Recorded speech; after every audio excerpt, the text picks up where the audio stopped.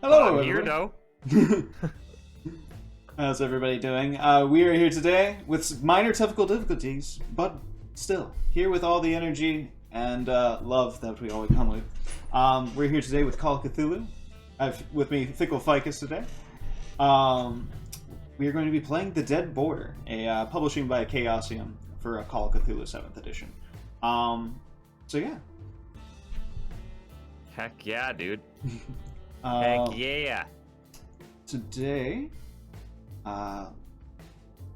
we have already rolled up his character off the screen and got everything set up for Roary Shak, a archetypal himbo, as it were, and just generally a good guy who's just muscly and good at fighting and spotting things that are hidden.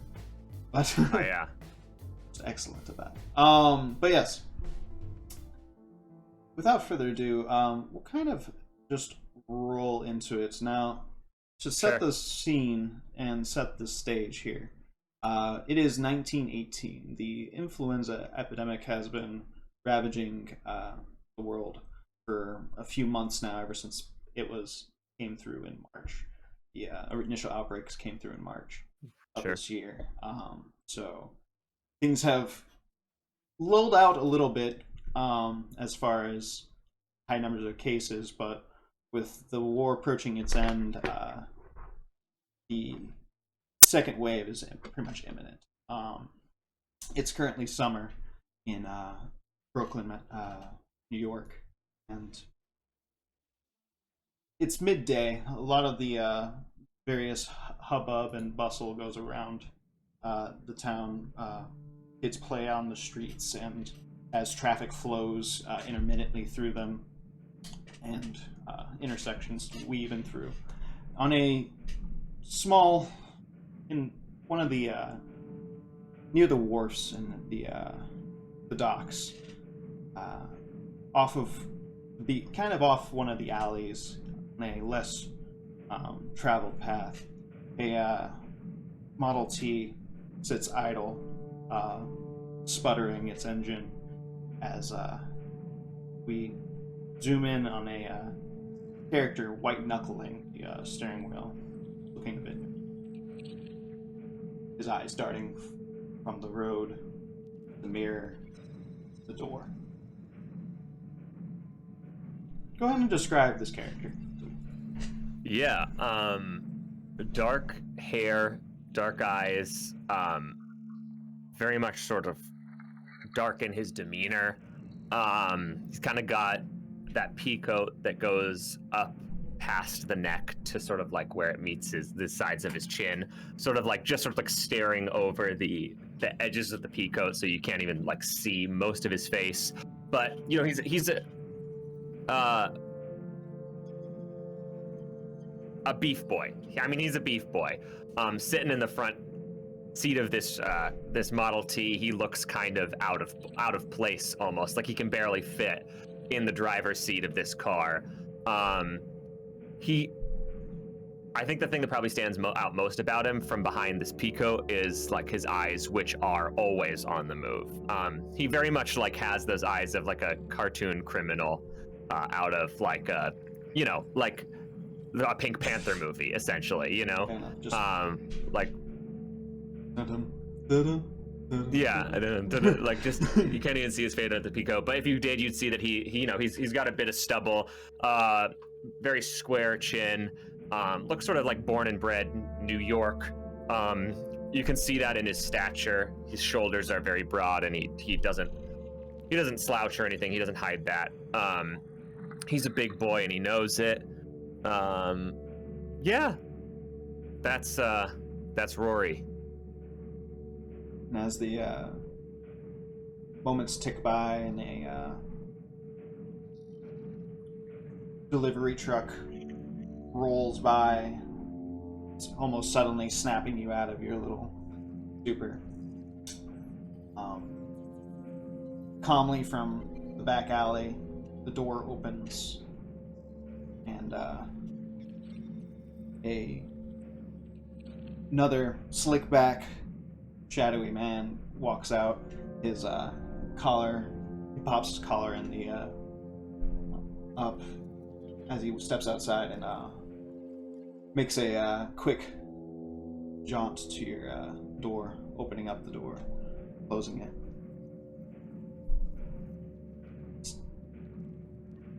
As you look over to him, you see that he's currently taking a handkerchief and wiping his hands off. And in the bluish handkerchief, it turns purple and violet in certain areas. As he's done this, he throws it out the window. I take a pack of cigarettes out of my breast pocket. I hand him one. Grab one for myself. We good to go? He nods silently. Start Pulling the out engine. a book of matches and lighting one. Lighting his and handing over to light yours. Mm-hmm. Yeah. I let it loosely hang from my mouth, take a long drag on it as I start the engine of the car. As the tobacco fizzles and pops in the cigarette, and the engine rattles up loudly before sputtering off down the street. The engines.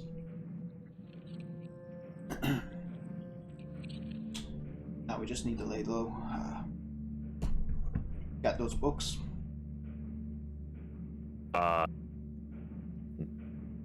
This is Giovanni, right? No, this is Dom. Oh, sorry, that's what I meant. This is Dominic Orsino? Vespucci. Dom Vespucci. Okay, let me make sure I know who that is. That is Dom's my right buddy. Your buddy and Orsino's right-hand man. Orsino's right-hand man. Okay, got you. Okay. And I don't have the books yet. I'm still waiting on Gardner to get those back to me. Yes? Or do I have them? You're still waiting on Gardner to get it back. I am. Okay. Gotcha. Yeah.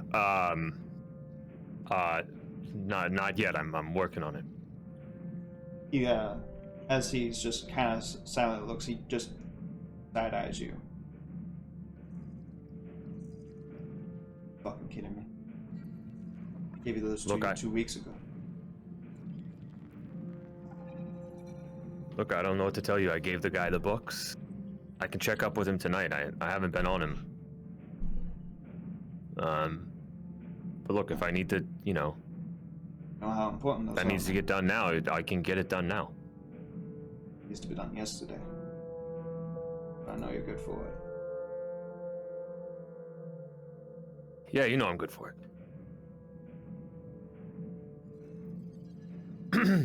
Get him back. Why does boss need him now? He sighs. I know you ain't in the loop, but them books is the only thing that between us and finding them. Them finding us face down in the Hudson. Then yeah, I'll get the books. Fuck. Simple. Glad you agree. Drop me off at the club and you can head home for the night. You done good. And, yeah, I mean, there's so many questions swirling around in Rory's head right now, but I don't think he would ask any of them. So I'll drop him off where he tells me to, and I'll head back to the boarding house where I live. Mm-hmm. Sounds good. What thoughts are fluttering through Rory's mind as he... I mean, I want to know...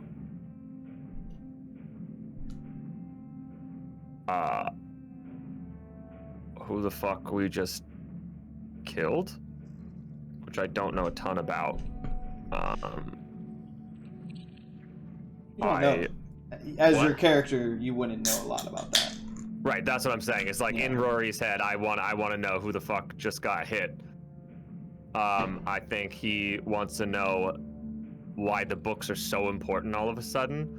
I think he wants, like, actually why they're so important all of a sudden. I think he wants to know, I think it just occurred to him, like, yeah, it has been a fucking long time since I gave that guy the books. I don't know what's up with that. Yeah. Like, to be fair, you forgot for, like, the first 2 days. But you got him to him, like, 10 days ago or something like that. Sure. He should have gone through it by now. Yeah. Have I seen this guy around the house or no? You saw him around the house earlier in the week. Like, yeah, okay. But you haven't seen him. Yeah, I mean, as soon as I get back to the boarding house, I'm knocking on his door. Fair. And as you kind of, hey, Dr. D. And as you kind of cruise back to the house, find a place to park on the street, saunter into the door, and walk in. You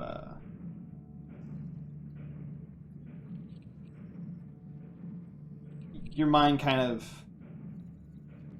falls off the thoughts as the door opens and you hear the Ma Shank's radio going full blast in the lobby as you head upstairs. Is anybody in the lobby?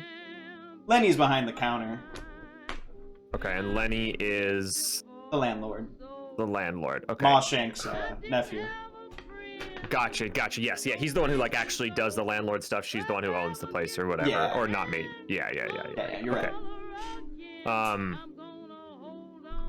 I'm not behind on rent or anything, am I? Asking out of character. No, you're not. Okay. Do I see Lenny doing anything in there? He's just sitting reading some of his weird foreign books. When you say foreign books, like they're like Greek or they're European language books. Maybe Latin, maybe Greek. Not a fedora on, but you know, it's the 18 whatever, the flat cap. 1890s or whatever. What? The flat cap. Yeah, I got a flat cap on. I just do a little, not even a nod of the cap, but a little like flick, of the cap as I go by. Whatever that is. Yeah, one of those. And keep walking, head down. Hey, Rory. How's it going? I sort of like stop in my tracks for a second, like not really expecting a conversation, and I go, yeah, good, Letty, good. Oh, that's good, that's good. You stay out of trouble today? It's fine, just good. You had a long day, you have a good day. And he kind of goes back to his thing. Go ahead and roll me a spot hidden. All right, let's go. First roll. The green one, right? The green one. Yep. Straight. I don't know what I got. You see in his big, thick tome that he has as you look. I did really good. Sorry. You did really good. Yeah. Go ahead and check off the spot hidden on your character sheet as well. Oh shit! That's nice. A successful check. Okay. That's how that works. Anytime you have a successful check, I've never done that before. That's cool. So yeah, as you see this, him like looking through his dusty old tome, you look and you see, without a doubt, lingerie models just adorning the page. And as you look, you see that he's just got a little French like insert French little like magazine kind of tucked in there as he's just kind of like thumbing through it, looking at it, just like studying it. I just do a little to myself as I start walking up the stairs, shaking my head. As he flips the page, it's now male lingerie. Oh. And as you turn around and you head upstairs, just nodding with this new knowledge, maybe laughing to yourself, you head up the stairs and up to your room. As you kind of... Yep. Huh? Sorry, I want to go straight to to homie gardener's door. Gotcha. Okay. But I can go back to my room first if maybe Okay. I want to take my pea coat off. It's up to you. I'll go straight to gardener's door. Okay. As you head upstairs, you head up to the 3rd floor and head down the hall to the first door on the right. As gardeners, and you knock, and there's no end.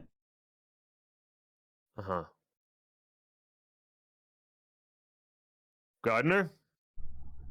Do another one. A little harder this time. Nothing.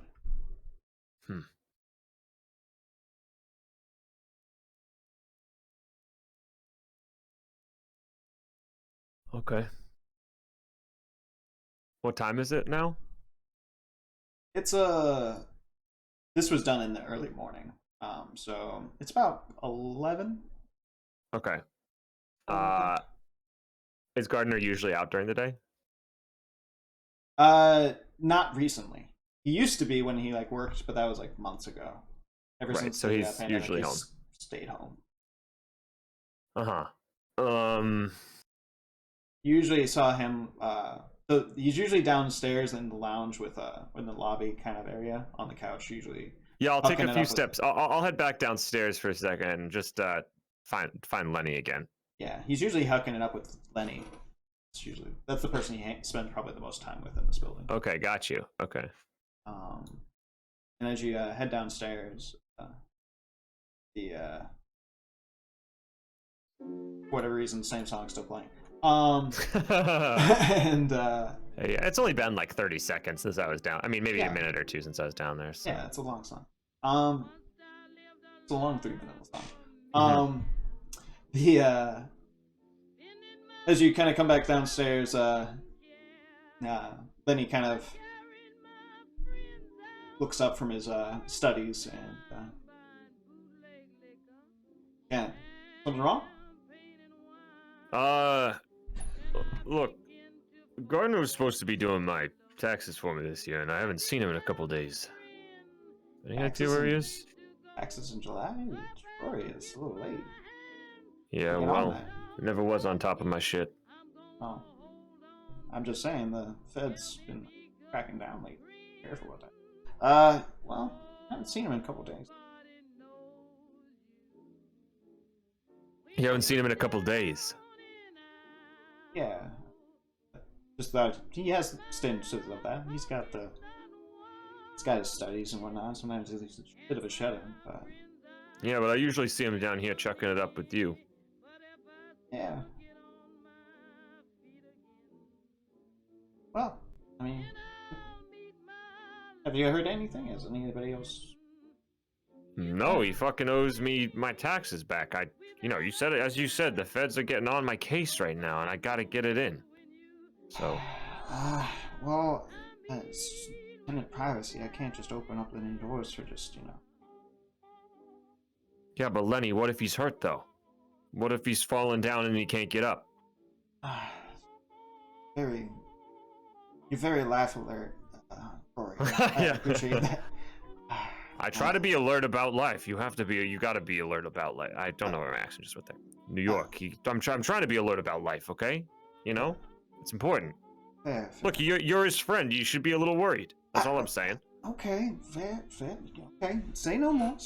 And he goes back and pulls out a ring of keys, opens up a door, a drawer, and he has a meticulous system for each person's key, and pulls the key for 331 and goes, all right, let's go check it out. Was that so? That box is locked usually. He has basically it's in his desk. He has a pull-out drawer, and it's basically he has it all pegged out with each room and each key in its proper place. Gotcha. Is there a lock on the desk drawers? Yes, that's what he was unlocking. I see. So he's got a little key that he unlocks the desk drawers with, and in each desk drawer there's a key to a room. Yeah. So you're saying, okay, gotcha. I'm just trying to take note of that in case I need to use it later. Yeah, absolutely.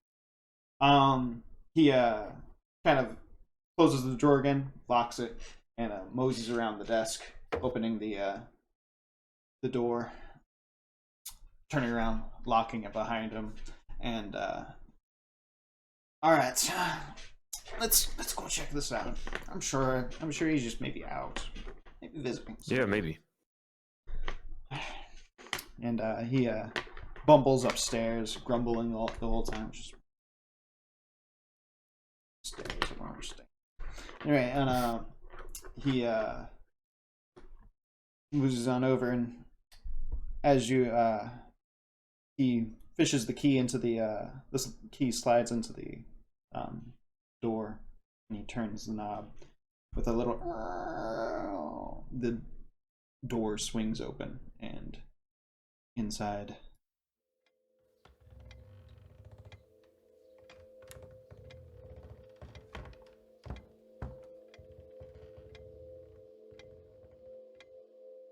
from inside the smell of candles kind of wafts in as the door opens, and something sickly sweet and copper-like hints about that aroma.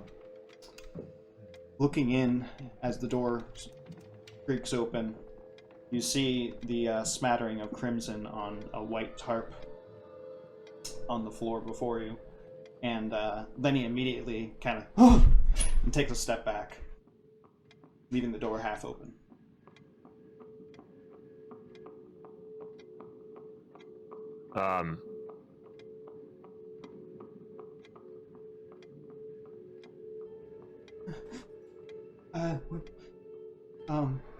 I will. Yeah, I'm gonna just. I'm a little bit in shock too as I look inside, but I'm gonna try not to show it as much as Lenny just did. And then go ahead and roll me a sanity check. Yeah, for sure. We'll do this preemptively, yeah, so that you can gauge your reaction. So that I just roll. Ooh, we didn't do that. Power. So just bring this up real quick. Yeah, it's a teachable moment. Yeah, sanity is its own thing. So when we're first starting out your character, we're going to take the power level, which is 65. Yep. And that will be your base. That's my base sanity. Level. So we'll gotcha. So I just roll for power. No, we'll pop that into the proper place in the character sheet, and then we'll roll. Okay. Yeah. So I already did that for you. So all you have to do is roll for it. Wait, where the heck is sanity? Sorry. It's right below your characteristics on the right. Oh, I see. Okay, yeah. Sorry, I was looking in skills. You're good. All right, that's a success. You'll take 1 sanity point of damage. Okay. So 60. Sanity loss, I should now? say. Yeah, so you're at 64. Okay. As the door swings open more, there's a corpse lying in the shafts of sunlight streaming through the curtains. Yeah, I'm trying really hard to be like stoic about the whole thing, but inside my heart is fucking pounding right now, and I'm gonna just without looking at Lenny and like taking a step forward into the room, I'm gonna say, "Now, Lenny, didn't I tell you it was a good thing we opened this door?" He's already kind of like shaking a little bit. He's like, was not expecting that. Yeah. I'm gonna say to Lenny, Lenny, why don't you go get help? I just need a moment. I'll send Tommy. He'll be able to. I'll be right back. Yeah, and just while he's gone, I'm just gonna go in there and try to figure out what the fuck happened. And he kind of. And I'm gonna look specifically for the book that I need. Fair. For the ledgers. Yeah. Sounds good.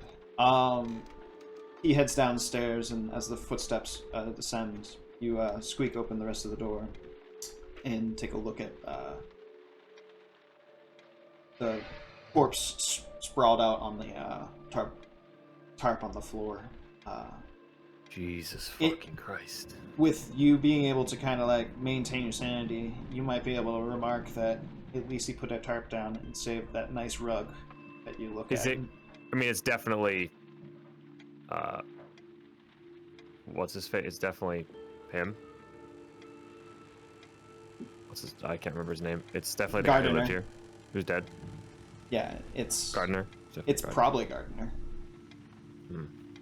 I don't as you recognize... look, you're like, as you kind of look at the man, you realize that there is just blood all about his face, and without looking at it more closely at the moment, that's just kind of, he's really I mean, can I tell what happened? Like, is it clear?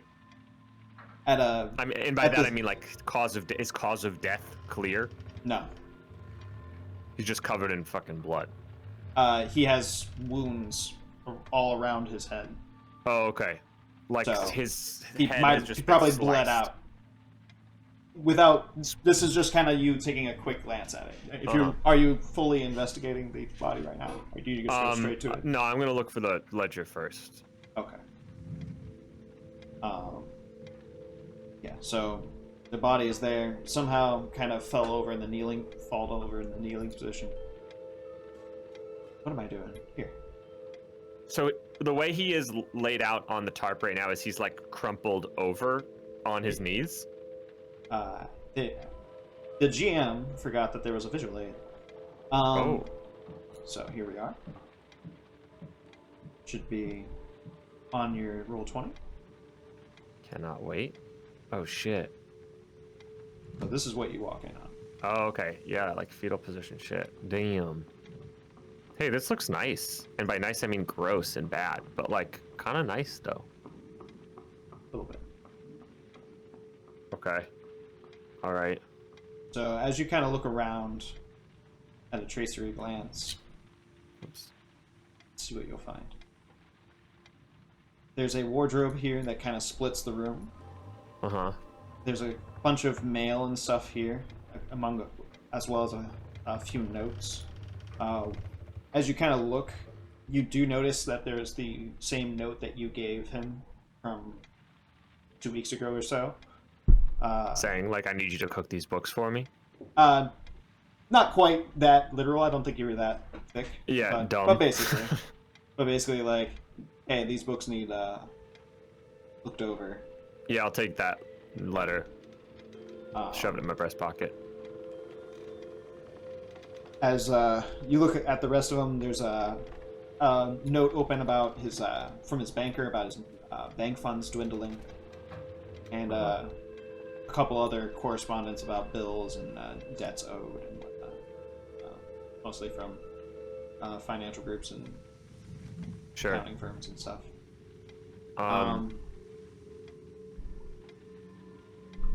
I don't see the ledger though right off the bat. As you kind of look, the only thing that looks like a ledger is probably this book on his nightstand. Yeah, I'm just scrambling trying to get that before. I just don't want anybody to see me like grabbing shit out of this apartment before it becomes a crime scene. So I'm just trying to quickly get the ledger so that this doesn't come back to us.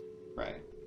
Go ahead and roll me what's called an idea check. An idea check is basically an intelligence check. Okay. And basically it'll let you the GM basically give you something that your character would be. It's basically a way for the GM to give your character more information. Okay. Should I roll intelligence? Yes. Nice. My rolls are so fucking good right now. Right. Right now at the beginning. I know, yeah. But I mean, my first instinct before you tell me like what I should do is like I'm just trying to scramble through like his wardrobe where they're like if he's got a bookshelf that his nightstand or whatever, his desk table, to see if that like he was even working on like the taxes at all. Okay. So we'll say he's scrambling moving quickly, he goes over there, sees that note, snatches it up, goes over to your wardrobe or weird. Does he have an area that looks like where he would do any work? Do you know what I mean? Not really. Not really. Yeah, then I guess I'll go to the wardrobe. Like wardrobe like bookshelf or wardrobe like clothing? Wardrobe like clothing. There's an ornate bookcase here, and then there's a wardrobe here. Damn. Yeah, I guess I'll go to like his desk and the bookshelves.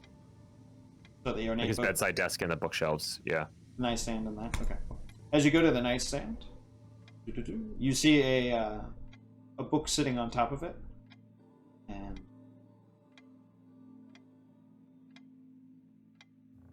as you look at it, it's an old book. It says it's the Dreamer's Dictionary. As you see a drawer, you pull it open quickly, and you see a slim, just leather-bound journal. Flipping through it, there's no numbers or anything in it. It just looks like a journal of some sort. Like, it's written in though, yeah. It's like his. It's written in, yeah. But if I'm figuring you're quickly flipping through, so I'm giving that description. Yeah. There's a small, as you kind of open that up, underneath there was a small corked bottle of liquid and a small vial containing an off-white powder. Jesus fucking Christ, what did you get yourself into? I mean, I want to know so much fucking more about this stuff, but there might be time later, but if you're just looking for one thing. Yeah, right now I'm still looking for the one thing. Okay. Do you just put that stuff back? Yeah, I'm just putting that stuff back. I'm a little scared that if I like take too much from this crime scene, that it's gonna come back to me. Understandable. But the journal, it looks like he's written a journal. He's written in it, right? Right. I'll take that until I find the ledger. Okay. And then you close that drawer and you head over to the bookcase? Yeah. Okay. As you move over to the bookcase, you notice that it's finely carved with glass-fronted doors. And carved into the upright moldings are two flute-playing cherubs. As you open it up, kind of almost rolling your eyes as you see how ostentatious it is. You kind of open it up. There's a drawer at the bottom that you open up immediately. You flip through the clothes. There's nothing, and you open the drawer at the bottom, and there's only bed sheets and pillowcases. Fuck. I'll rush over to the wardrobe. Rushing over to the wardrobe. Go ahead and give me a listen check. Sure. Yeah, I'm just trying to rush because I know that Lenny's gonna be back at any fucking second here. Right. Listen.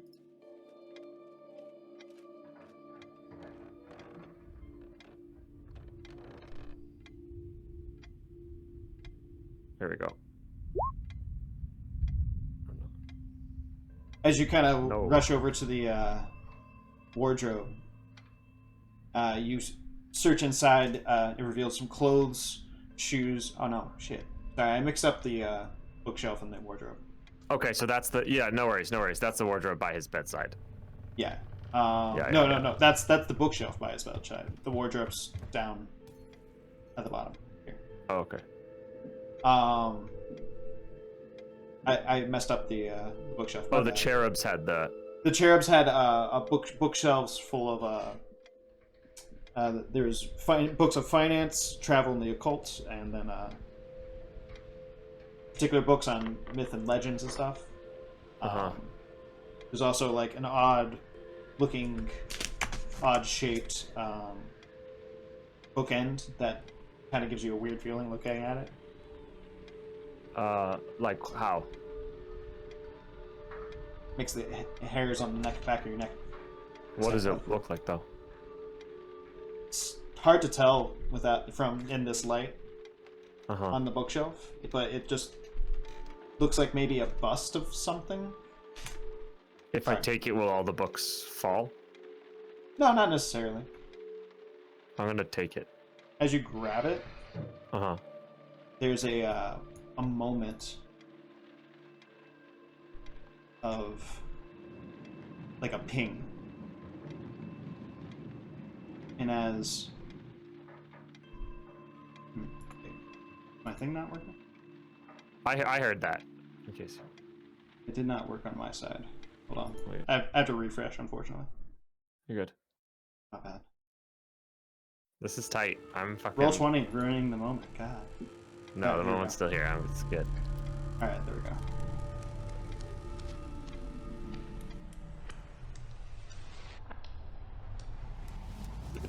You feel yourself just. The room falls away, and you are left in an echoing chamber, unable to breathe. A large, luminescent globe object below you descends with pillars and towers and monoliths descending from the streets around it. And over this large globe, there's a large thing that's skeletal and decayed, but still breathing. And as it looks, and you look and gaze upon the amorphous and terrible and darkness, inky blackness, the moment passes, and you are back in the antiquarian study. Go ahead and roll me a sanity check. Yeah.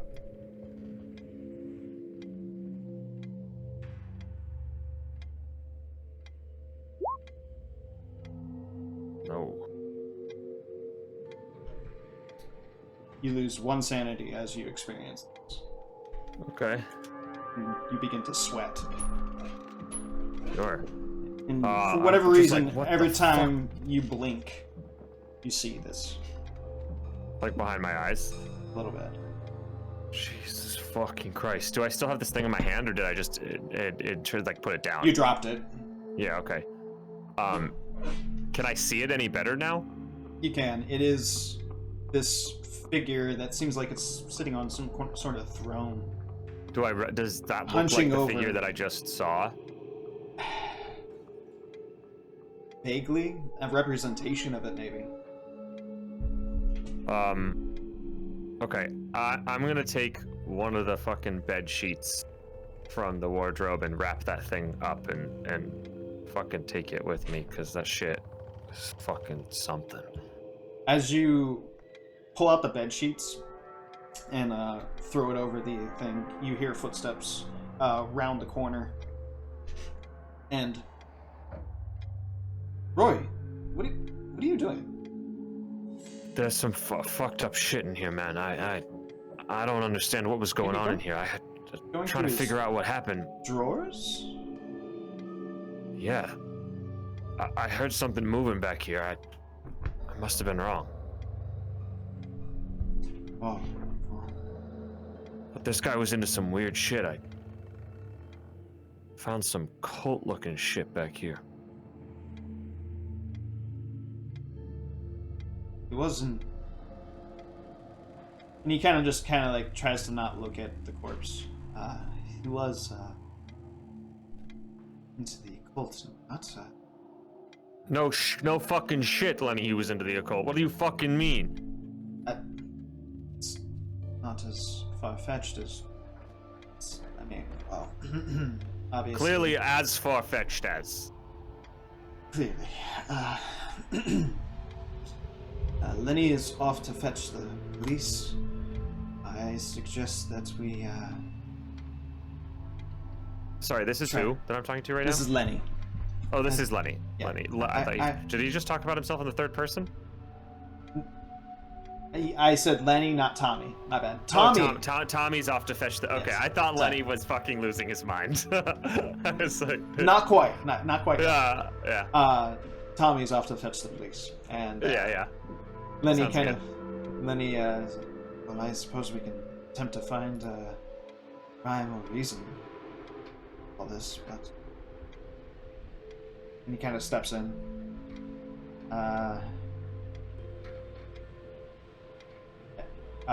You were in the middle of covering and stashing the statue. I was, yeah. But if I'm like fucking caught in that, I'm just gonna. I wouldn't. Right now, the blankets are on the. You just kind of dropped them on as he stepped in, so he hasn't seen the statue. Oh, he hasn't. Okay. The bookend, and all he saw was you going through the bottom. Oh, he saw me going through the bottom of the drawers. Drawers. Yeah. Well, Lenny, I don't know what we do here besides, let the police take care of it. So. Oh. He kind of Fuck. He breathes in, kind of frustrated, looking at the. Of course, there has to be a reason. And go ahead and roll me a spot hidden. As he takes a step into the room and heads towards the desk.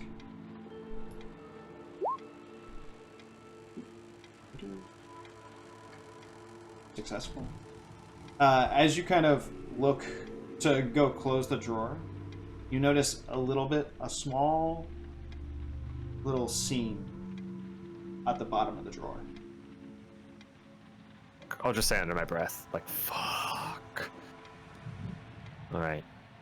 I'm just gonna side eye over it at Lenny for a second. He's stepping into the room right now. He stepped into the room and he's now going through the mail. Through the mail? Yeah. Lenny, what the fuck are you doing? I don't know. Maybe somebody. Has to be some evidence here. And he kind of goes through the mail quickly, flitting through it, scoffs, puts it all down, takes a step in and rounds the body on the other side of the bookcase. Out of sight. So Tommy already called the police, huh?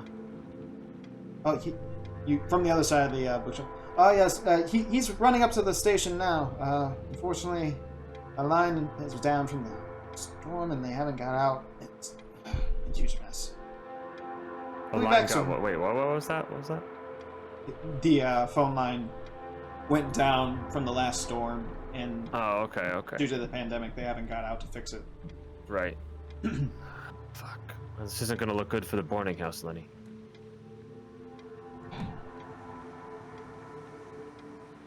At least he sighs. At least he put a top down. Yeah, at least he was respectful enough to do that. You hear his voice kind of break and crack as he says it. Do I, as I look over at the body, do I see those 2 obsidian daggers that I gave him? You don't see them just looking at it. Uh-huh. Have you, are you still kind of next to the bed, or have you rounded the corner and are looking at the body now? Yeah, while Letty was looking at the letters, I sort of walked up over to the body. I'm trying to, seem a little bit less suspicious that I was leafing through shit. Okay. And more like my, interest was genuine concern. Okay. Well, as you, kind of look at the body,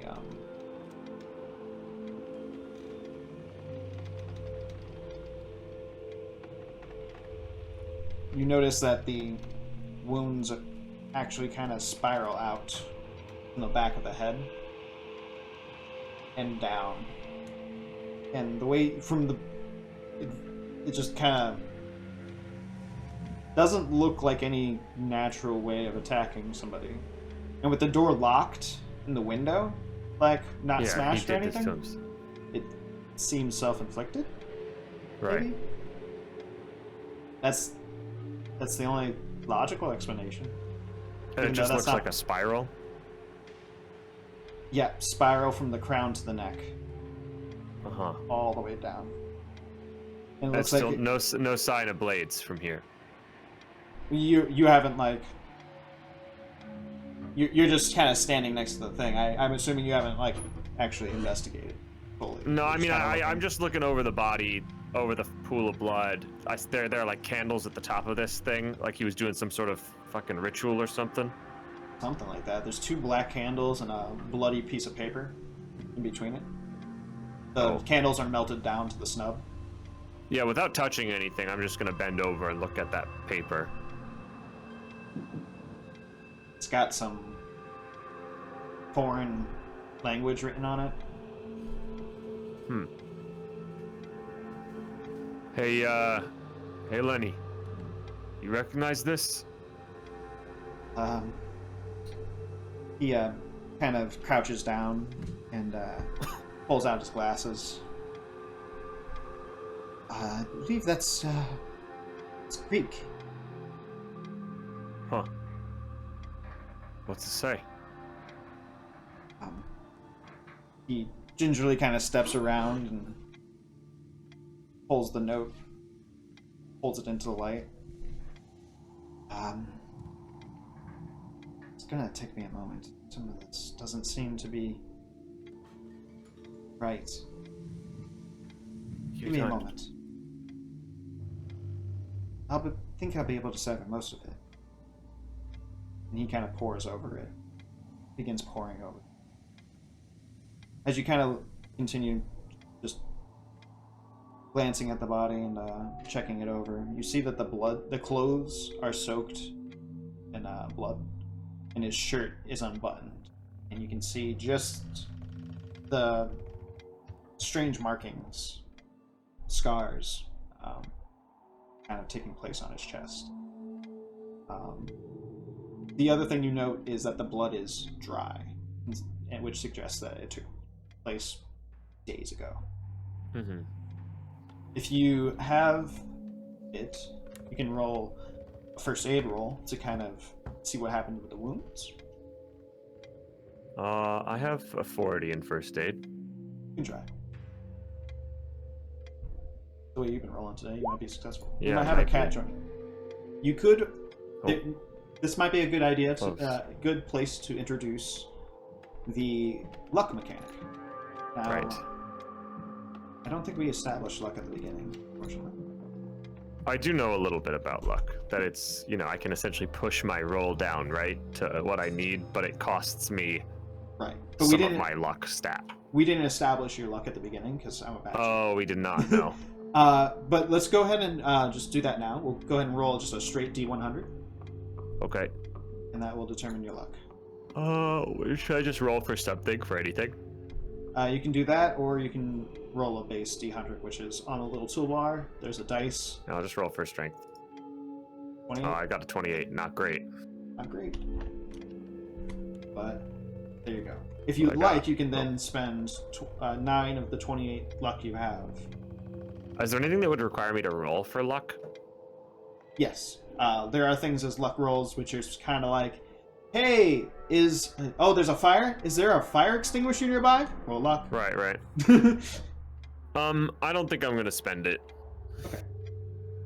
Just so that you know, you do gain luck back after every encounter with the mythos, and it's a D10 of luck, so... A D10 of luck? Yeah. Yeah, I still don't think I'm going to spend it on this That's one. fine. I just was letting you know. I can see it looks like the wounds that are on his chest are like older, right? Is what you were saying? For sure. Essentially? Yeah. That being said, you can make a regular spot hidden roll. You don't. Okay, sure. Just check it out. There you go. Extreme. There's also... I should have also mentioned pushed rolls.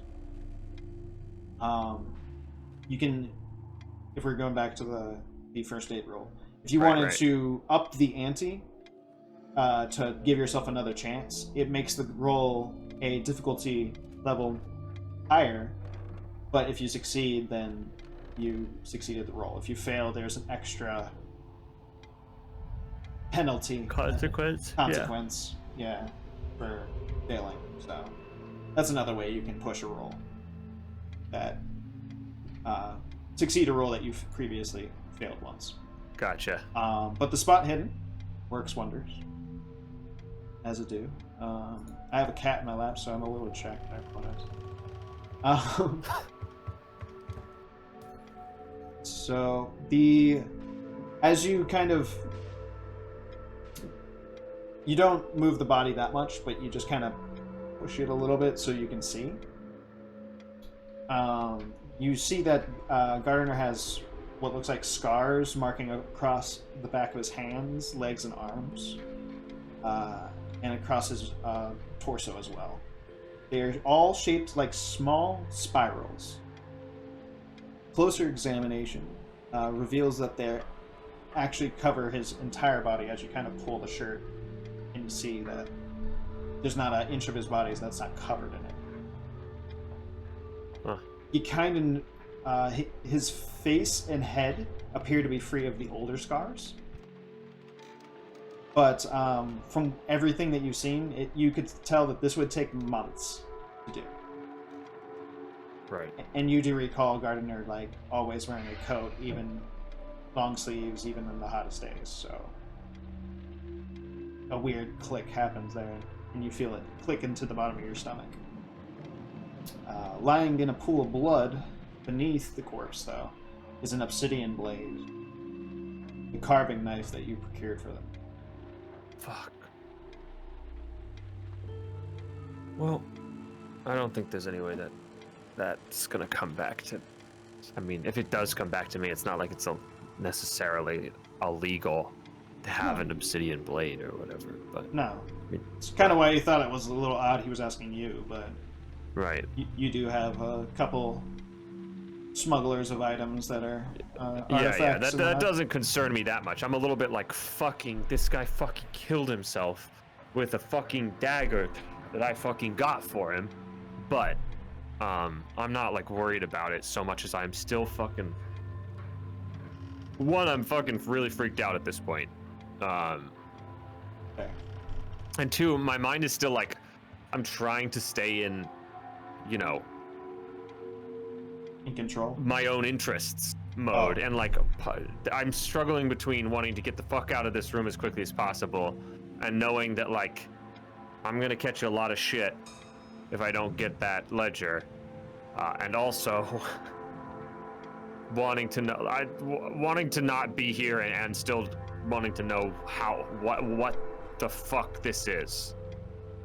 Fair. But I think that my fight or flight is definitely kind of like, my heart is still pounding right now. I think, what's Lenny doing now? Lenny's has pulled He's still out translating? Yeah, he's translating. Is he pretty focused on that?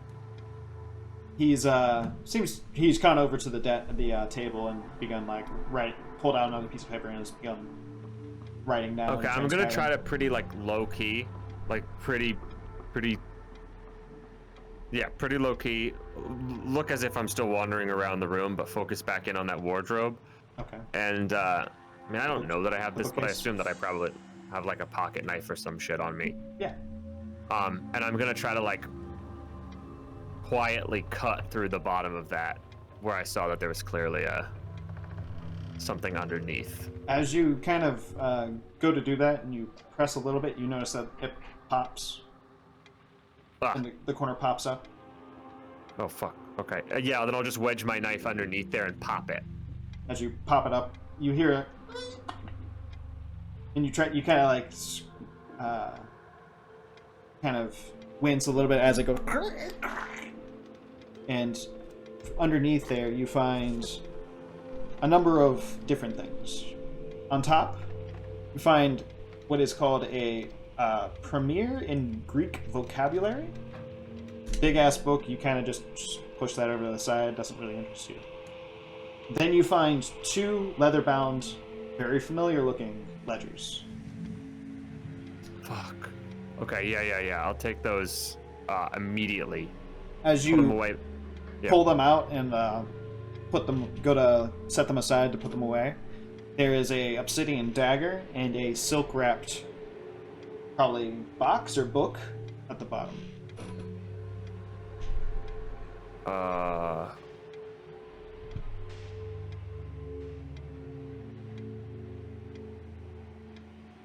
Silk-wrapped box. How big is it?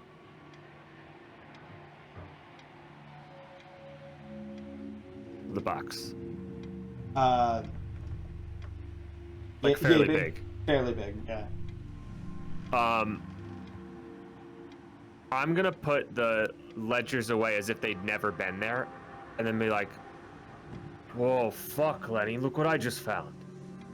You tuck them underneath the blanket next to the statues? Yeah. Okay. Then he's like... Then he says, "Oh, just one moment, sir.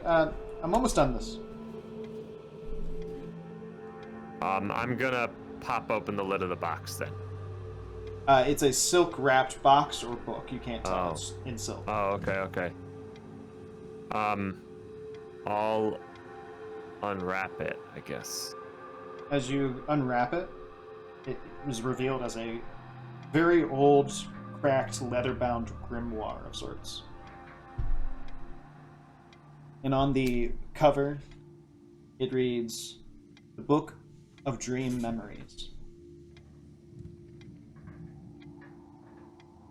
You kind of just pull the silk away from it.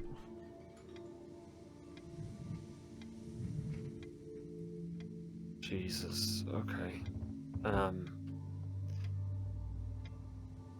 Does it look like this obsidian dagger that's in here has been used? Like, I don't know. It doesn't have blood on it at all, does it? Not this one, no. Yeah. Okay. I'm just gonna open up the book really quick and see, like, look at one page. Okay. As you open up the book and look at the... just to random... Yeah, I want to look at some random page and, like, as see you if it's written in English, yeah. grab it, it actually flips open to a bookmarked page. Ah, okay, yeah. And as this happens... That's the end of the story. Thanks for coming back. Yeah. No, you flip it open and it's in Greek. Right. Okay. But there is... Go ahead and, well... It says you're gonna need a special roll, but common sense is a thing. You do see on the page that you're on, there's some random text that you can't fucking read. And then there's spiral. All along the, like, binding or whatever? No. Almost like a paragraph diagrammed example. Oh. And there's a little... almost picto kind of graph. Yeah. Of... Lenny, I think whatever he was doing has something to do with this. Oh, okay. Well... Whatever he was doing is, not very good at all. I translated this. Yeah, what does it say? Oh.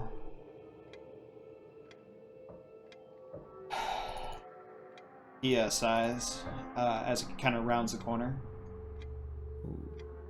I call upon Yog Sothoth to hear my request. The gate and the key. This vessel has been prepared. Empty this body. Transport my will. Prepare the way to dreams. Yog Sothoth. Open the gates. This is some crazy cult shit. Okay, so this guy lost his goddamn mind. You said you found a book, though. And kind of sets the note on the bed and hoists the book up and kind of places it on the bed and begins perusing the page you found. Yeah, it looks like maybe this is the where he got the idea for this crazy shit. What's up, Tyler? Hey, Tyler. Well, not best at this, but obviously, yes, it seems like he was in some ritual. Let me read over this. And he begins to kind of heavy dive into the book. he seems fully invested in trying to figure this shit out. Yeah, look, Lenny, I gotta go splash some fucking water on my face. Just give me 2 minutes, okay? I'll be back. I'll try to help you out. Okay. I'm gonna take the stuff that I wrapped up and bring it back to my room. Okay. As he kind of, Once he seems like he's fully immersed in the books, or in the book. As much as I can. You find yourself awkwardly lingering a little too long as he, like, kind of looks over at you and is like, you said you were overwhelmed. Right, sorry, just get into my head, Lenny, all of this.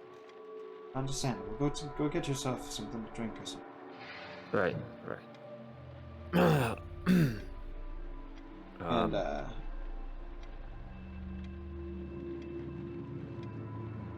you head out. Yeah. Kind of like dragging your feet, looking for an opportunity that never comes. Fuck. There's that pit in your stomach, almost like asking out, not being able to ask out the girl you like as you walk out. But this is much more dangerous. Where did I leave the blanket with the shit in it? I'll draw a lovely circle for you. Right about here. Okay, and where's Lenny doing his reading right now? Like on the wardrobe up front? Right here. Right there? Yeah, okay. I'm gonna I step out for like a minute. But I just stay on the other side of the door and I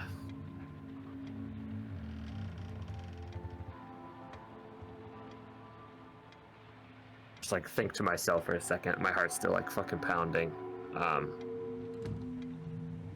But like super calm on my face.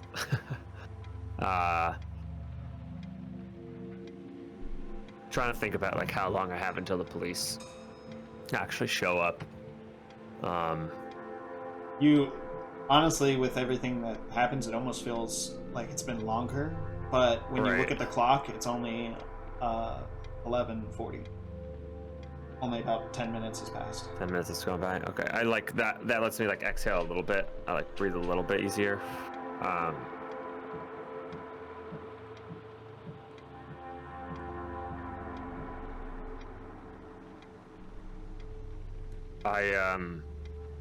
As you kind of sit here, humming and hawing, kind of, maybe your head pressed against the wall in frustration, thinking. Yeah.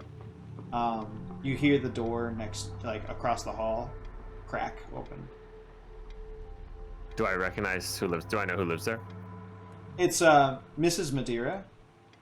She recently had a husband who passed, and she comes out in a bit of in a black dress, pokes her head out. She's like, "What's the hubbub?" Ma'am, I think you better go back inside. This isn't something for a lady's eyes to see.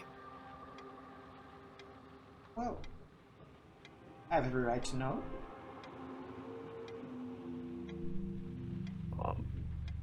All right. Well, if you're telling me you really want to know, I'll tell you. She nods. Gardner fucking killed himself, okay? Trying to get the police here as quickly as we can. Lenny's in a bit of a tizzy right now, as you can imagine. Oh my. Sorry to hear.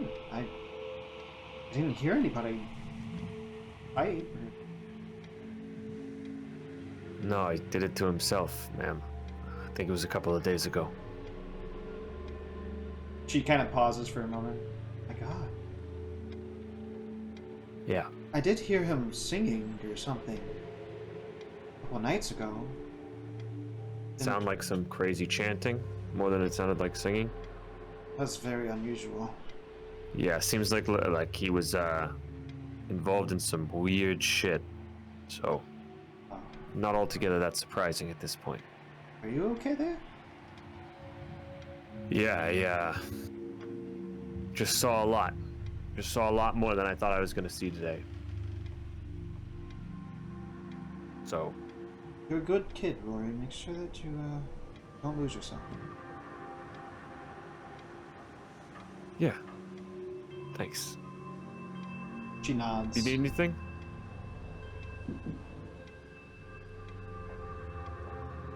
She kind of like hesitates for a moment, as if like wanting to say something. I'm fine, dear. All right. Well, Sorry to hear about all this mess. would take care of you yourself. Sorry, what was that? I'm sorry to hear about all this mess. You take care of yourself. Yeah, I'm gonna try. You know, I'm not really the one to speak on all the things that are going on here right now, though. So, you know, when you can't, I check in with Lenny. I'm sure he's having a pretty hard time. Sure. Absolutely. All right. And the door clicks shut, and you hear the latch go. As you from here, what's Rory doing? I'll go back inside. I'll be like, Lenny, how's that translation coming? Well, I'm not going to be able to give a one-to-one, but details are a bit confusing. Might be a transcribed dream of sorts. But the writer claims that he regularly visits a place called the Dreamland. It suggests something about having a dream in which they were reading a dream book. I'm not sure, honestly. But Reading a dream book? yes, I'm unsure about the correlation with that. Like not sure. But he was looking up, it seems, there are instructions on how to enter this dream realm. And writing on the page is the same as this excerpt here. He gestures to the page. Near this page are these diagrams of spiral shapes drawn upon a human body. Maybe Wow, never seen that before. some ward or something? Ritual, I don't know. Okay. Blood magic. It's dark. Very dark. Look, Lenny, I thought I wanted to know a little bit more about this, but it's starting to freak me out, okay? So I think we probably better let the police handle this. I agree. 100%. He kind of Right. goes to stand up from the bed. And he takes a step forward, kind of going to step onto the blanket, steps awkwardly, and he kind of rolls his ankle and stumbles a little bit. He's like, what's here? And he bends down. What, this blanket? And he's like, no, there's something underneath it. It's like there's something underneath. And he lifts it up. Yeah. Finding, as you he lifts it up and finds the two books and the you were going to steal from him? Well, one, those are my taxes, so no, I'm taking my taxes back. And two, the thing on the shelf there, Lenny, you go ahead and touch that thing. Why? I'm telling you, I touched that thing, something happened. It's preposterous. It's... Then fucking touch it, Lenny. Okay. Sure.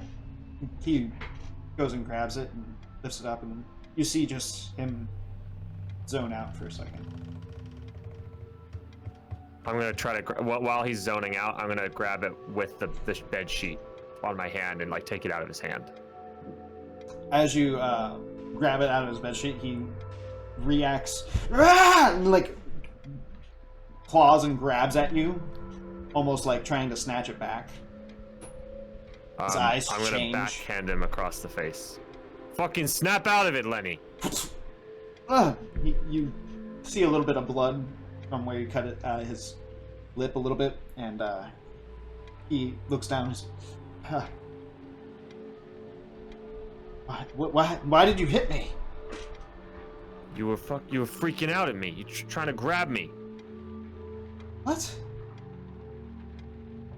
And as you kind of notice this, go ahead and give me a listen check.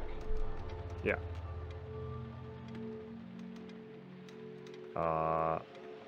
Lenny, I told you something was gonna happen when you touched that thing, and it did. And now I'm listening, and that is there. Not good. As you're kind of in the heat of this little bit of an argument, well, you're first a thief and then you're hitting me like what the fuck? Get in the room. Lenny, when you touched that thing, what happened? It was like a drowning, but like it's almost like it hit me and like I saw the ocean. It was weird, but like I don't. And he's just stammering. He's doesn't know what to think. He's currently like.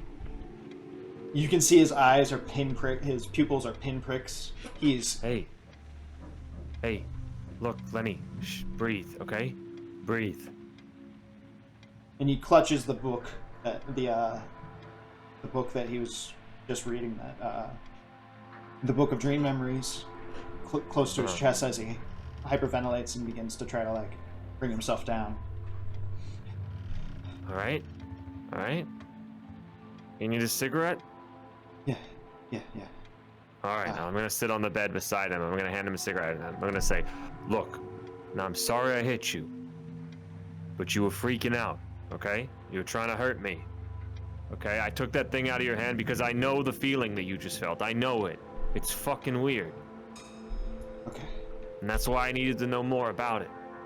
That's why I was gonna take it with my taxes, because I don't understand that feeling, and I don't like what I don't understand.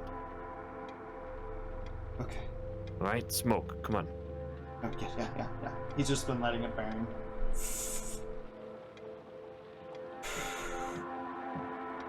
All right. Yes.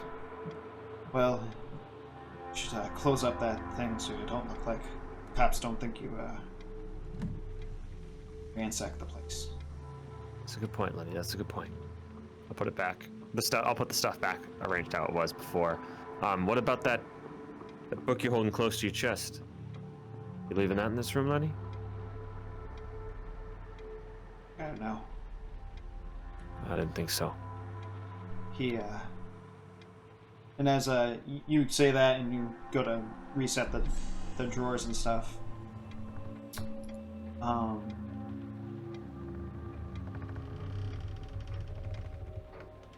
ahead and roll me a power roll. This is how we're gonna do it. No. Okay. You hear nothing. The room quiet. Lenny is behind you on the bed, clutching the thing sitting at the foot of the bed. You're rummaging through a drawer. Yeah. And all of a sudden,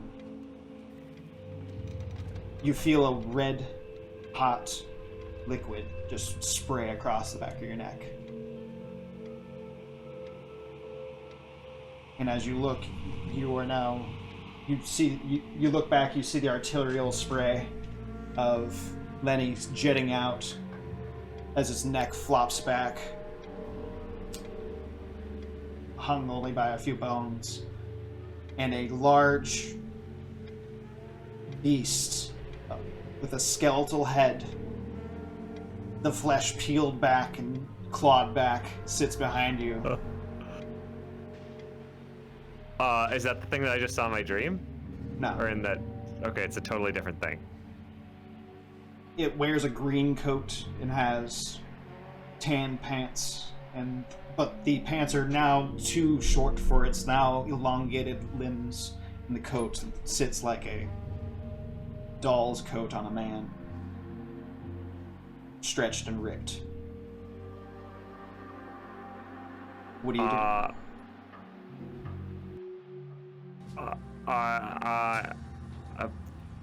do? It's sitting. It just came out of Lenny's neck. This thing did. As you kind of, basically, as description aside and what meta, you're sitting here at the drawer, and you feel arterial spray from Lenny. Like you look over. I see that Lenny's neck is off of his head is off of his body. More or less, like 3/4. Yeah. And that there's a large beast looming over him with a blood red skull. Over Lenny. Yeah. With a blood red skull in its hand. No, it has a blood red skull. Oh, it has a blood red skull. Yes. And its focus is entirely on Lenny. At the moment. All right, I'm gonna take whatever the fuck's in my hands and I'm gonna run. Okay. You have to push past it to run. What? You have to push past it to run. Oh, really? It's in the it's fucking in the doorway. So as you, if you look at the map. Yeah. You are here. Lenny was here. Monster's here. Got you. Okay. Then I'm just gonna stand. I'm gonna stand stark still, like a fucking deer in the headlights, like a fucking rabbit. Not. Go ahead and roll me a sanity check.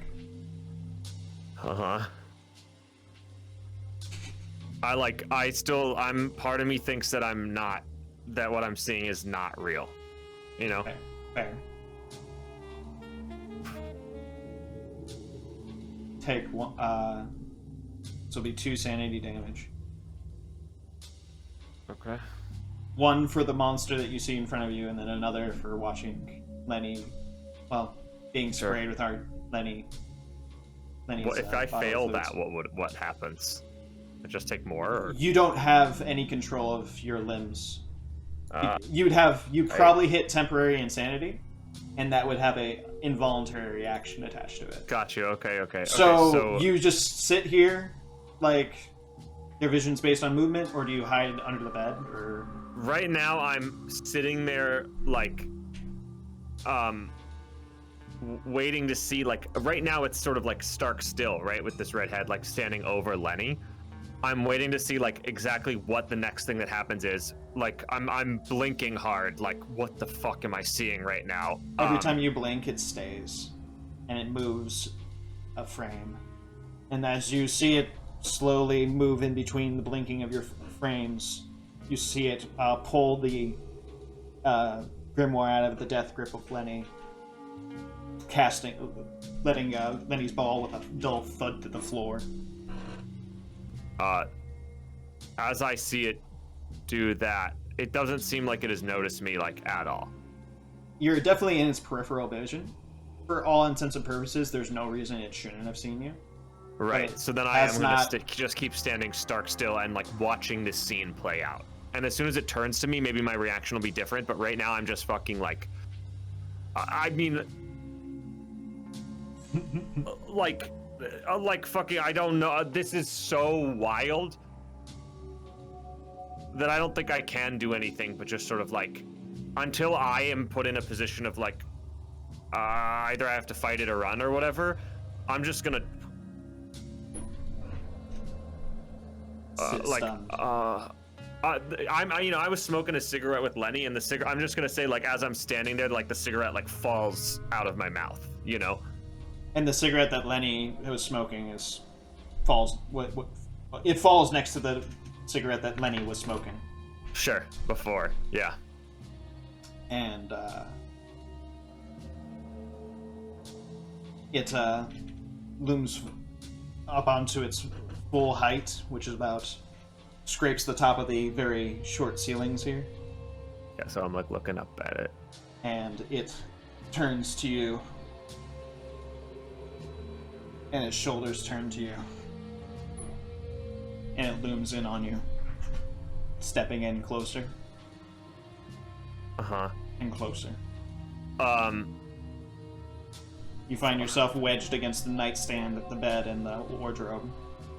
As I as it like looms closer and closer, and I'm sort of like backing up like to this moment of like, you know, my whole body's like shaking at this point. Like I just said, oh, fuck me. And I'm just gonna put a shoulder down and I'm gonna like charge through it and try to run to the door. Go ahead and try. Yeah. Roll Like me try to a knock it strength to check. the side. A strength check? Yes. Okay.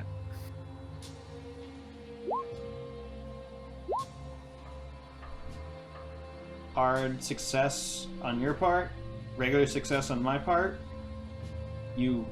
As you kind of lower your shoulder and push through, it goes to grab that shoulder, and you feel the claws scrape on your back a little bit, but not as a full like swipe. It's barely even a flesh wound. You just feel it tear through your jacket, and you feel the warmth of your own blood kind of splutter forth as you go underneath its what would be its armpit and knock it off its center of balance before pushing past it. What's your next move? I'm gonna run to the door and like fucking like slam it behind me. As you that's the next move. Yeah. As it kind of gets pushed over to the side and you begin to make your way to the door, it'll swipe at you.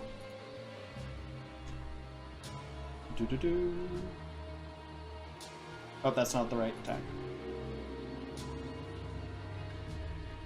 Missing narrowly. As you head for the door, go ahead and roll me a dex check. Okay. As you head towards the door, you go to wrench it open, and it's one of those awkward moments where you're moving too fast, you're scared, you knock the door closed, and you go to wrench it open. It gives the thing just enough time to catch up to you as you go to wrench the door open, and it takes another swing at you. Okay. Jesus. Oh shit! I'm fucking. I'll dodge. Yeah, I'm dodging out of the way. I don't know. Grape up against the door. As you kind of pull the door open, it presses its hand against the door to keep you shut in and raises its left hand. Go ahead and give me a strength check to yank the door against it. Uh-huh. Oh, because it's trying to close the door now? Yeah. Uh-huh. Oh, fuck. Oh, baby. As you pull the door open, you hear its its arm pop, and it moves. It bends the wrong way as you pull the door open. It screams in pain and goes to grab in on you.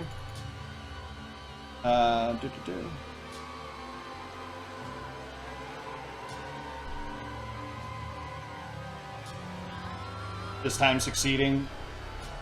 Okay, grabbing you with one of the claws, its claws dig into your shoulder, and you take 3 points of damage as it grapples you with one hand and stops you from leaving the room completely. I guess I have to fight. I mean, wait, where's my hit points? Oh, there it is. 3 points of damage. Okay.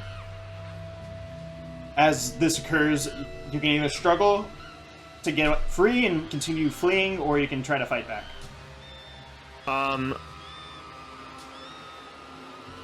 So the door is shut behind me now. I did like break something in its arm, right? What happened was the door is kind of like the door has been wrenched open, and it just grabbed you on the way out of the door. You broke its other arm. I broke something in its arm when I was fleeing. Okay, so now I know it can be hurt. I'm gonna fucking try to kill this thing. Yeah, I'm gonna hit it. It's got me around, like, around the, it stopped me. It sort of started got you around the left shoulder. Yeah. I'm gonna go back like full swing and try to hit the, like, fucking knock that skull red head off of the body. Okay. Called shot, melee brawl. That would be just a, I think it's a challenging roll. Go ahead and give me a, no, it's a hard. Need a hard success on a brawl. I'm trying to find my brawl. It's either in combat. Oh, unarmed brawl. No, wait. Unarmed combat. Yeah. The combat window at the bottom. At the bottom. So under investigator there skills. it is. Yeah, I can't see what my skill in it is though. Where do I see that? It's in investigative skills. Fighting brawl. Fighting brawl. There we go. Okay, yeah. But if you just use the combat one, yeah, it'll give you the damage. Let's do it.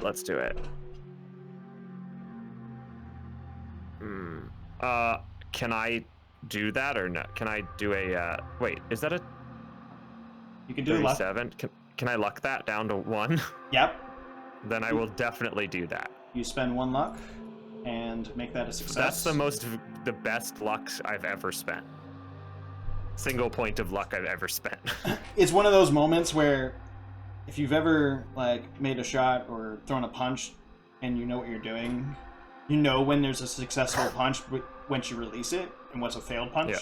And you, as it digs into your shoulder, you kind of put that hot pain out of your mind as you pull back and with a haymaker, and you feel like you're just gonna barely miss him. He's just gonna get winced by it, right? Yeah. But then he leans down into your hit to like snarl with its bloody lips, causing phlegm and shit to come out. But as you come in, you crack it right in the side of the face. You feel it a little crack, and you see it actually fracture up the eye socket. That is empty, of course, and it winces and pulls back as you're released. What next? Does it look hurt? You cracked its skull. I cracked its skull. Its skull is actually cracked. Like right here, this bone. Does the body look skeletal too? The body is normal. It still has all the scarification. So this is his body? I didn't even fucking realize that. This is. As you look back, the tar pin is empty. There's no body there. Horrifying. Great. Okay. I am going to a spur of the fucking moment choice. I am going to I'm fucking in this fight now. So I think my flight brain has turned off and my fight brain has turned on. This is fucking, Roary talking. Okay. I think he's gonna try to, while this thing is stunned, I'm going to try to run and grab the obsidian dagger off of the ground. Okay. You can also roll me a spot hidden. Oh, sure.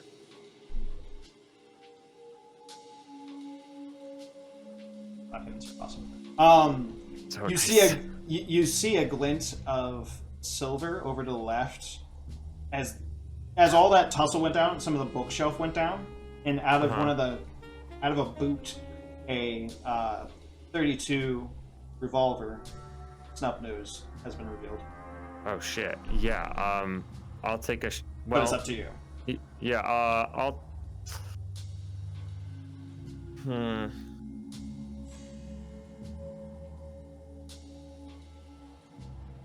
Now, mechanically speaking, your handgun would be the revolver.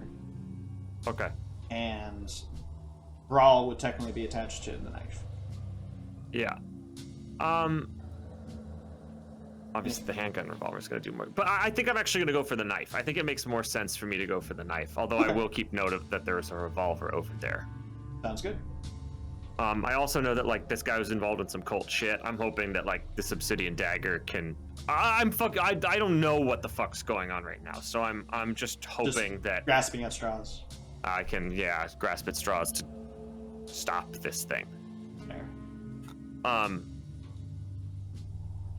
Yeah, I'm gonna try to run for the dagger.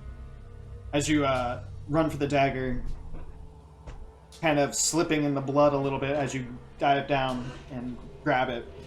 Now your own blood mixing with some old. Yep. You turn around and it's barreling down on you. Yep.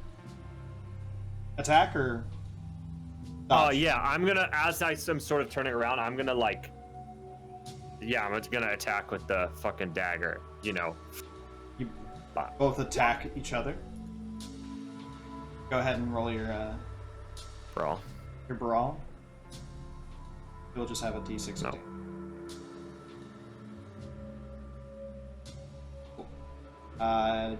Which one's the bigger thing? As you both kind of come in on each other, your knife sinks into him. And as you pull away, you see the wound just go... Just like whisk close away. Up. It's like it was never wound, there. It's not even... The wound vanishes. Yes. Okay, yeah. Seeing that, I'm like, fuck, I don't know how I'm gonna hurt this thing. The only thing I can think to do is continue on my first plan, and I'm just gonna try to fucking, I'm gonna try to grab him from, grapple him. Yeah. It's a two-part thing, so I know that, it's gonna, sort of be a number of checks. I assume if I can succeed at any of it. And I don't think I can probably make it through with this dagger on one slice, but I'm gonna try to essentially fucking cut its head off. And I don't think I can do that with the dagger in one slice, so I'm gonna try to grapple him and cut the head off of this guy. Okay. All right. So in order to do that, I need a opposed strength roll. Yeah.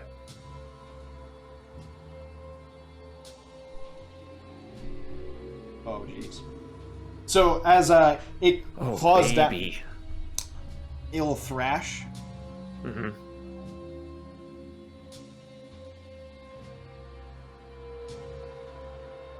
Missing a little bit, and it'll. All right, so combat-wise, as it barrels down on you, you round around, stabbing it, pulls back, it goes and slashes down at you. You pull its arm. I could kick out a leg or something, and then grab it on the ground. Okay, yeah. You grab its arm, you kick out its leg, and from there you just pull his arm and pull his neck right into you. Yeah. Then you scramble, grab the dagger, something like that. At this point, you're scrambling to grab the dagger. Yeah, and we're essentially fucking rolling around on this blood-covered tarp, covered in each other's blood, scrambling on the floor. Yeah. And it is screaming some unintelligible good screechiness. Screechiness. And as you're able to do this, it will use its mandible claws to just take that arm and just slice it open, almost to ribbons. Yeah. That you have around it. Go ahead and roll me a con check.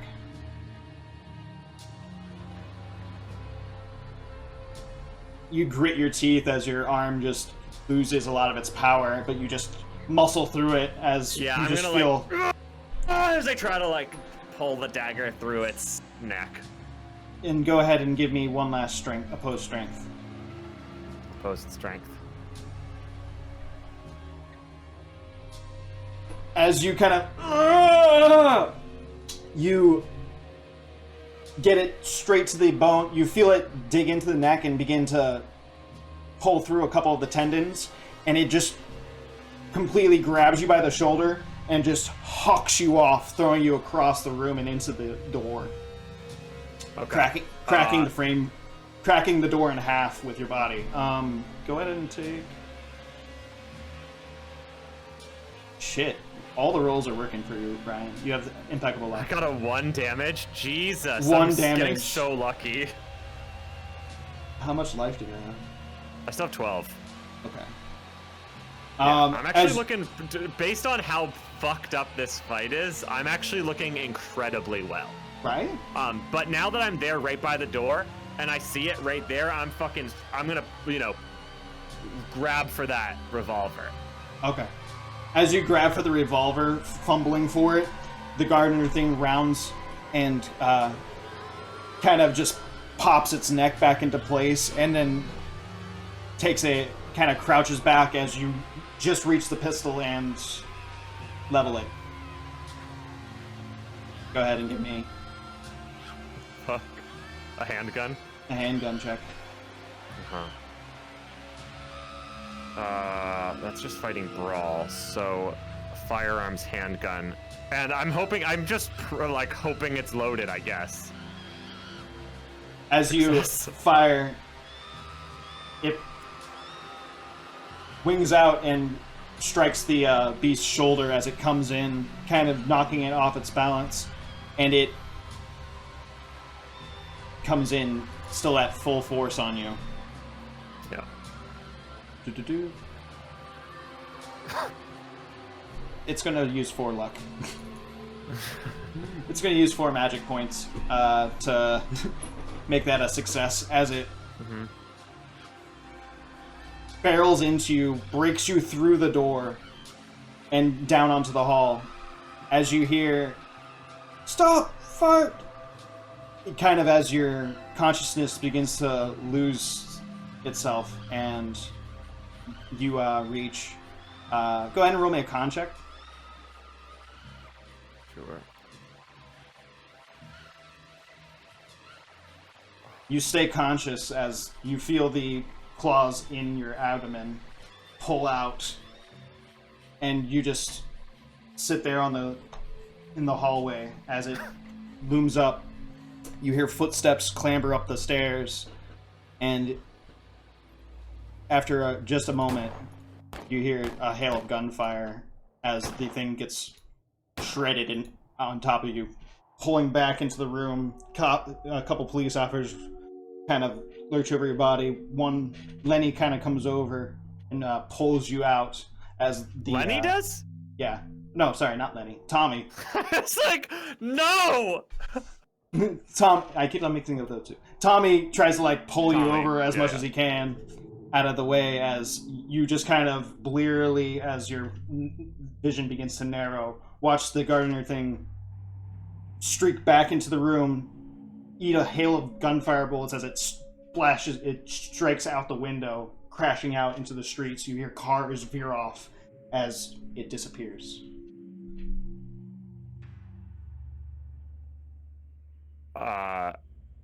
And that's the end of the scenario. Okay.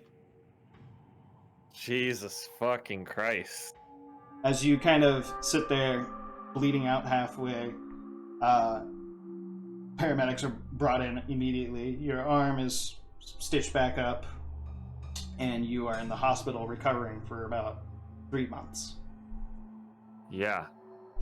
I mean, I didn't manage to get any fucking thing out of that room, so I'm gonna, as soon as I'm sort of conscious again and I see the crew, I'm gonna tell them sort of not what happened, but as you stammer up and you gain consciousness again. Oh, go ahead.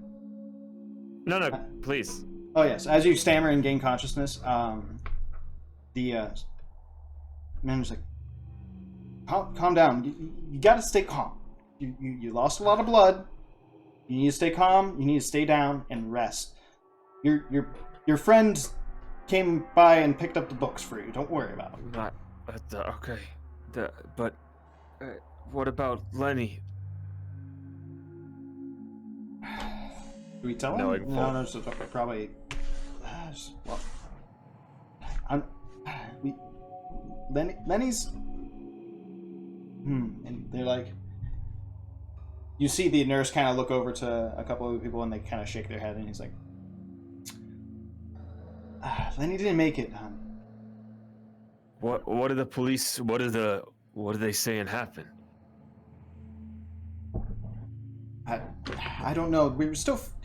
It's not for us to say right now. You just need to rest and. Doctor, can we get some sedative in here?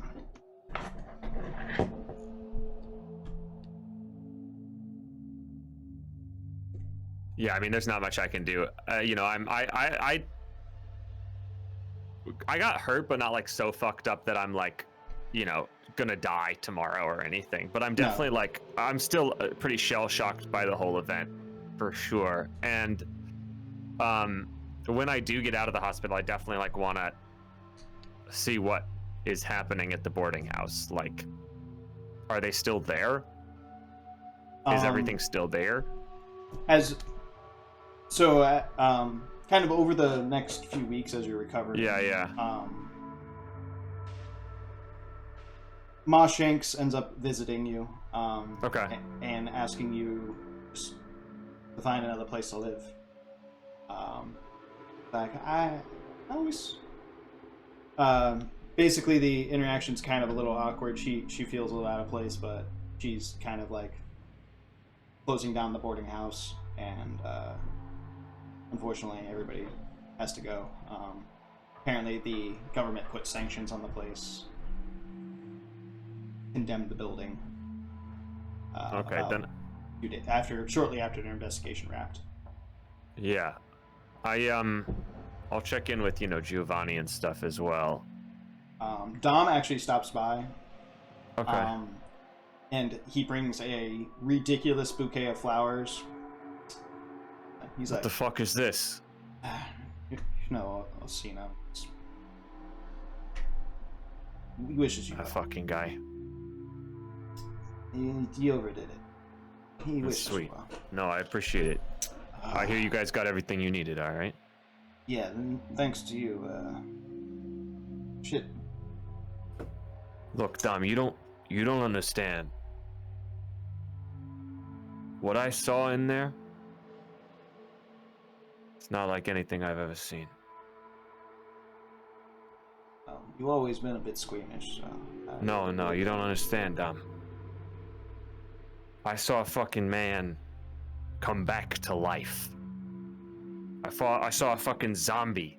Okay, I got attacked by a fucking zombie man. What is this, the fucking pulps, man? I'm telling you, I saw some shit in that room that cannot be explained by man or science, okay? And, I don't know, I gotta get back into that boarding house. I gotta know if it's still there. I mean... Talking kind of crazy. I mean, you need some help?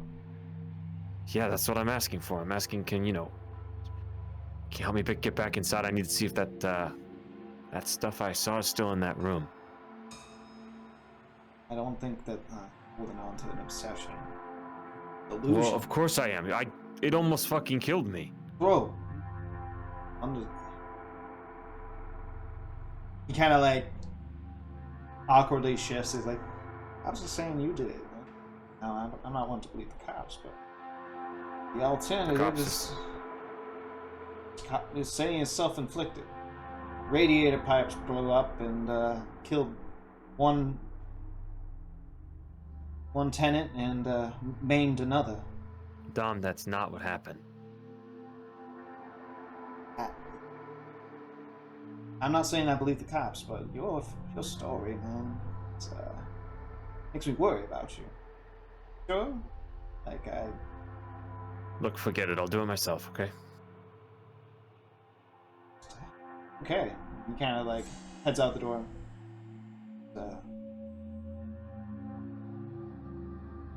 Get yourself into any trouble. I think we can bail you out. Yeah, I will try to go back to the boarding house. As you head back to the boarding house, you find that the door's been nailed shut, and there's a piece of paper saying condemned by the state of New York City, blah, blah, blah, blah, blah. As you kind of round the... you know that this is the main entrance, but you know that there's a fire escape over to the side. Sure. Probably, it can't exactly... I also, just for the record, like retconning a little bit, I would have asked Dom, look, can I just stay with you for a couple of days? I gotta figure out where I'm gonna go. Yeah, anything. We got a place set up for you. For real? I know it's been you've been in here, but things have been moving kind of fast out there in the last few weeks. How's that? Let's just say things are panning out the way we wanted. Okay. All right. That's good. So when you come back, you'll have a nicer place. Yeah, it's nice to know I'm taken care of. Absolutely. Take care of us, we take care of you. You know how it is. All right. Well, brother. thank you. Anyway, brother, you take it easy. Yeah. So I'll go up. I'm going to the fire escape. As you go up the fire escape, you find you head up to the second, third floor, and you find the smashed window that's been boarded up.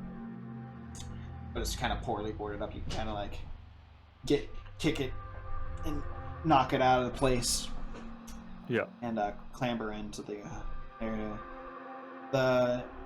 You're currently standing in the gardener's room. Tarpaulin, all that's gone.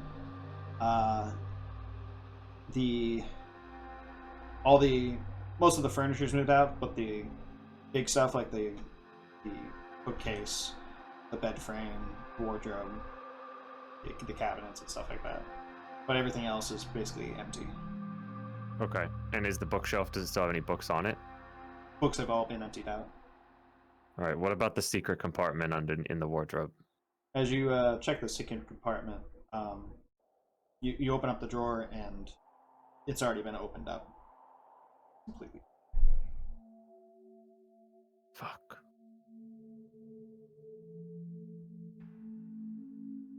I'll just sit there in sort of the middle of the floor of that room, like remembering that night.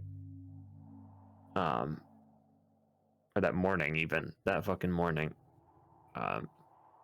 There's still like scratch marks, the door's still broken. Yeah. The blood's all cleaned up though. Yeah. For the most part. You do find a couple of flecks of it. Corners of the room and on the in between slats of the radiator. What about the bookend? Is the bookend still in the room somewhere? It's gone.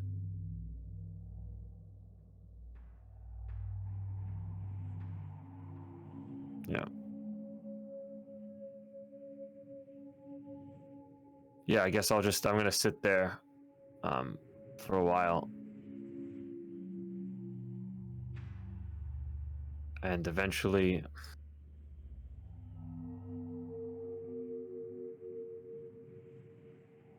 just sort of let run my fingers through my hair, sit there, pull out smoke one more cigarette, there in the space. As you light up the last cigarette. Oh, go ahead. Yeah. No, just like trying to decide whether or not any of that was fucking real. And then I'm gonna, I finished the cigarette, sort of flick it somewhere into the room as I finish it. And then just gonna sort of shake my head and walk out. I think I just sort of decided for myself that whether it happened or not, I'm gonna choose to believe that it didn't. As you head out, clambering out through the window, you hear like some scraping around in the barrels below. And as you kind of climb down, you look around, see a man in a very worn, thin jacket. Smells like booze and piss. He's scraping around for scraps in the dumpster. Trash cans back here. Hello? What? You ain't... Oh, hey. And he kind of looks up over at you as you kind of coming down the fire escape. You ain't against vagrancy, are you? No. Well, good. And he just goes immediately back into thing. I never understood the idea of like hating a man for looking for something that nobody wants. Yeah. You been staying in here, or you staying in the alley? Oh, I heard some weird shit go on there, and there was all sorts of spooks coming in and out of that building over the last, a couple weeks ago. Try to avoid it. It gives me a weird vibe. Yeah. Me too. You looking for something? Used to live here, that's all. Why, That's you not seen to- something? Oh. No, I mean, well, other than the government folks kind of coming in and out of here. Talking cops, or are we talking something else? No, like suits, gold watches, Ah. fancy cars. Jesus. Okay. Great. Yeah. I think I just became a fucking conspiracy theorist. Yeah. He That's kind of okay. shrugs. You could be a hobo. I could be a hobo. Look, I found a new place to stay. It's not a good alley. Got bad vibes, bad, whatever you call it. Yeah, bad juju. Yeah, Well, I found my way around. I'm sure you can. Good little Italian place over there that has some good throwouts, but Yeah? not bad. Yeah. You want to have a meal there? What? You kind of like is caught off guard a little bit. Place is awfully fancy. Yeah, come on. Let's have some dinner. I'm buying. Oh, thanks. Appreciate that. Name's Farnham. What was it? Farnham. Farnham. It's a pleasure to meet you, Farnham. I'll hold out my hand. Yeah. He shakes it with a grimy one. Yeah. Don't worry, I don't use that one to whack. I'll pull a handkerchief out of, He smiles. He chuckles. Pretty Yeah, sure he's fucking with you. yeah. I'm like, you smell like shit, Farnham. Yeah. And you smell like misery. Yeah. Don't I know it?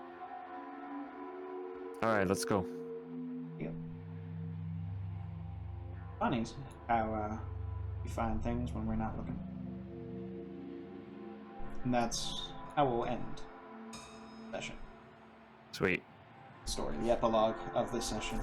Yeah. Thank you for doing a little epilogue with me. No I need problem. to, unwind from the event. Absolutely. I like cutting it hard on the event and then, doing an epilogue. Yeah. That was sick. I'm glad you enjoyed it. So, Yeah, yes. it's got fucked up. it got a little fucked up. Honestly, I was rolling so goddamn well. I was like... I came out pretty good. Yeah. As far as it goes. It wasn't until I, that last hit that he actually took a significant amount of damage. Yeah. But you I had don't know what already, you took on the last hit. Was it 7? 7, Something? yeah. Yeah, I Yeah. still would have been okay. Yeah. I mean, not good, but okay. So the way Call of Cthulhu works is once you take half your hit points, you enter a major wound. But because you passed that con check, you were able to maintain consciousness and not just fucking pass out. Got you. And if you were in an actual scrap and the cops didn't show up, you would have been able to continue going. Yeah. But it kind succumbing of to worked them. out for us there, yeah. Absolutely. Some cool moment. That scrap was cool cinematically, though. It felt very action-packed in a fun way. I'm glad you like that. I like doing the... It's like when you just kind of say, oh, 1d8, 1d6, it gets boring. Yeah. So, it's all in the description, really. But, It's hard to keep track of combat in a Call of Cthulhu scenario just because it's not as, it's supposed to be much more... It feels like it's supposed to be much more cinematic rather than, It's abstracted, yeah. Yeah, it's more... That's what I'm trying to say. Yeah, Than it is in, a D&D scenario. Where D&D is here's your turn, here's exactly what you're allowed to take do your here. turn, do what you want to do on It your has turn. an exact science. This is more Yeah. here's a moment, let's move to the next moment. Yep. And use the system to translate what's happening. I really fucked him up a couple of times. It just wasn't, you know what I mean? He's a zombie. I think if I could have gotten his head off, I would have maybe been in different territory. But if you would have got that, if you would have beat him on that last roll, he would have ended. But I kind of liked the high tower surprise that was of not being able to do that. But yeah, it ended up in meta. The spirals are wards against the body, and that's why you weren't doing any damage to him on the body, and only his head took damage. But yeah, there Sick. you go. The Gardener thing's still out there, probably. We have a couple things to Yep. wrap up. So that being said, for any, go ahead and check which skills you succeeded. Oh man, I succeeded at a lot of stuff. Yeah. Let's see. I did not succeed at listen.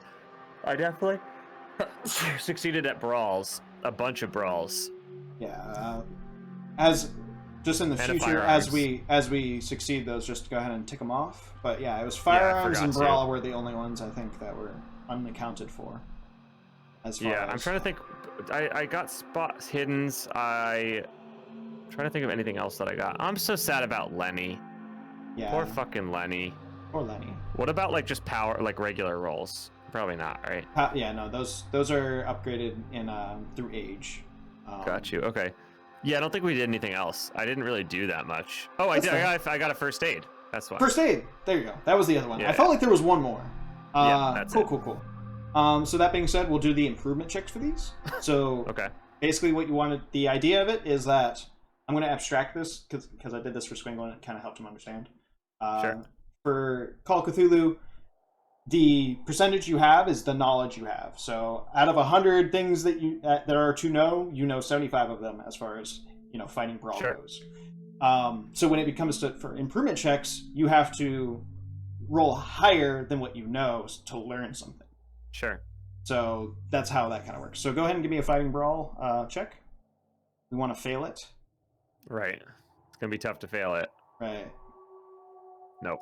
No. All right. That's okay. Let's do firearms. Firearms. Nope. Oh dang. First aid. First aid.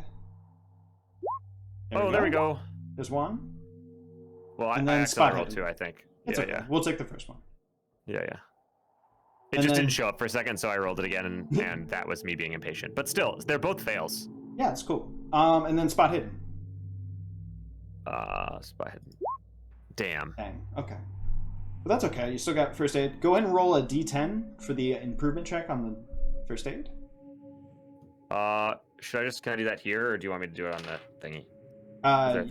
You can do it on the. You can do it Yeah, there. sure. Did you have a? I'll take the honor. But yeah, roll. I have a full set of polyhedral dice in front of me. Fair enough. If you prefer that, do that. All right, I got a.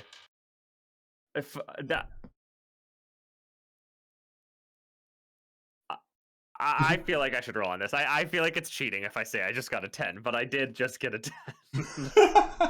Let me. How do I roll a 10 on here?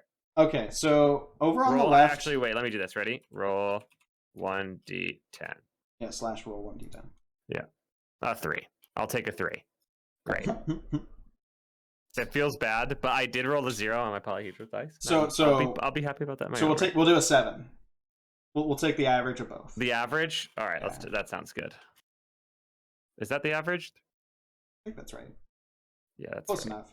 We can round it down to 6. I'll call Yeah. it 6 so that we can both be happy. Fair enough. 46. Great. There you go. And that's the only thing I succeeded on, so that's all I have to do. Except for a luck, right? Luck, yeah. We'll do a d10. Yeah, I'll do the same thing again, but I'll just do it on here this time. 1d10. A 4. Oh, beautiful. So 4 more luck. A net gain. Yes, indeed. Not good, but a net gain. You will get 1d6 add to your sanity points for solving the crime. Not the crime, but the 3. scenario. So you'll gain 3 sanity, and then go ahead and roll me a d8 as you notice articles of people missing and monster attacks and stuff in the news over the next month or so. A 6. What does that do? That removes 6 sanity as you realize Great. that that's kind of what maybe have been your fault. Might take that personally. 56. Great. So, over the following weeks, you piece together the truth of the situation. James Gardiner enjoyed a vivid and fantastical dream life, but somehow lost his ability to dream. He sought out the occult solutions to regain those dreams and found a spell in a tome that he believed would open the way for him to return. Fortunately, that spell was a curse. some strange entity from another world tricked Gardiner into performing the ritual he found in the temple. Once one prepared his body to become a vessel for the foul entity, while the other led to his death, sending poor Gardiner's soul into oblivion. His empty body could then be possessed by the entity, just as your investigation discovered. Due to your untimely actions, you can feel proud. Due to your timely actions, you can be proud you played a part in foiling the schemes of the monster from beyond. Sort of. It did get away from the book. And even though it got shot like 1,000 times by cops. Yeah, and you know they unloaded their pistols. That's what they're trained to do. Yeah. So yes. That being said, that'll be the end of the Dead Border. GG's. G's. But yes, this is just the beginning. For our character Roary, he'll be returning in the Occult Origins full-on investigation here coming up in a few weeks. Hell yeah. We will have all of our investigators collaborate together on a small investigation and then go into bigger investigation. So this is just the beginning. And this is, I think, if I've timed the timeline out right, this is about 8 months to a year before these events occur, 8 months to a year before the events of the campaign. There you go. Hell yeah. Welcome. Thank you, everybody, for stopping by. Thank you, Fickle, for playing with me and enjoying the introducing the character and all that fun stuff. Anytime. And that being said, without further ado, we will head out. But next week, we will be back with Garbo Games and her archaeologist. And be going into the lands of Egypt and dealing with some other horrors there. Is that Saturday? I'm not sure if we're doing it Saturday. It might be Saturday. We're just kind of doing it whenever people are free. Yeah. And then beyond that, it should be Melly and then Mega. And once we have all the pieces together, we can form like Voltron and fight Cthulhu, like Sounds with good. a big that'll end well. kaiju metal kaiju battle. But that being said, my name is Grinning Moon. It's been a pleasure. This has been Fickle Ficus. It's been a pleasure, and we're signing off. Take it easy. Have a good night. Bye.